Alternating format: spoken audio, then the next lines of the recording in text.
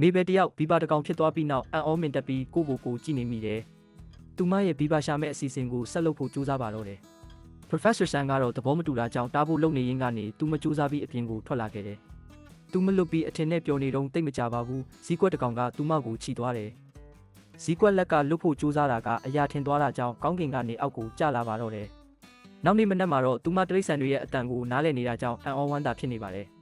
သူမရဲ့အစီအစဉ်ကိုအကောင့်ထဲပေါ်ဖို့ဘီဘာကိုရှာပါတယ်။နောက်ဆုံးမှာတော့ပင့်ကူရဲ့လမ်းပြပေးမှုကြောင့်လုတ်ဆိုတဲ့ဘီဘာကိုတွေ့လိုက်တယ်။သူမနဲ့အတူတူပြန်လိုက်လာပြီးဆက်တီဆောက်ပြီးတိရစ္ဆာန်တွေကိုကယ်တင်လိုက်ကြဆိုလို့ပြောနေပေမဲ့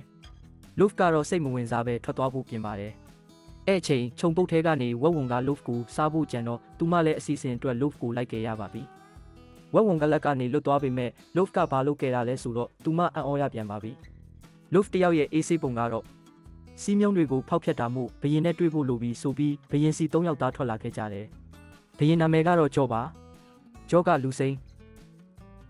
ဘီဘာစိမ်းကိုတွေ့တာနဲ့တန်းဘီဘာစိမ်းလို့တန်းသိတာကြောင့်နာမည်ကိုမေးလိုက်တယ်။သူမကမေဘလို့ပြန်ပြောလိုက်ပြီးစီးမြုံတွေကိုမသိကြောင်ပြောလိုက်တဲ့အခါကြောကလှည့်ပတ်ပြရင်းရှင်းပြတော့တယ်။လူစိမ်းလို့မနေပါနဲ့။တယောက်နာမည်ကိုတယောက်သိထားရင်ကမုန်းဖို့မလွယ်ကူတော့ဘူးလေ။နှစ်